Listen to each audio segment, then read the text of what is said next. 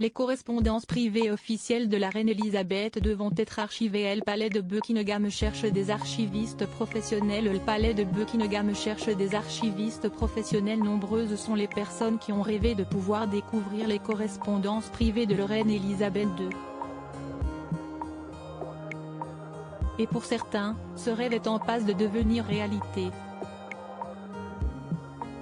Comme le rapporte le Daily Mail, le palais est actuellement à la recherche de 3 nouveaux employés pour un travail très particulier, organiser les archives de la reine et créer un catalogue pour classer tous les documents de la monarque ayant régné pas moins de 70 ans sur le Royaume-Uni.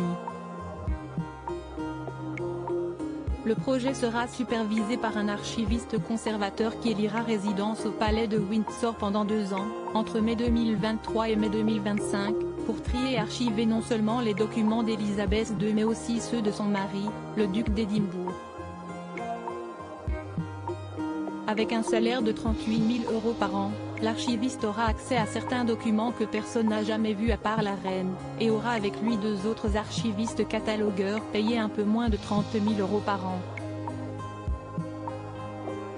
Si l'un des catalogueurs en charge de la bibliothèque ne sera là, comme le conservateur, que pour 2 ans, le catalogueur d'archives aura quant à lui un rôle permanent au sein des affaires de la famille royale. Il faut dire que de nombreux documents ont été accumulés au fil des ans, qu'il s'agisse de lettres privées de la reine ou de dossiers plus officiels. Toujours selon le Daily Mail, les archives royales contiennent plus de 7 millions de documents qui remontent jusqu'au XIIIe siècle, tandis que la librairie royale recense des manuscrits beaucoup plus anciens dont certains remontent au IVe siècle avant Jésus-Christ.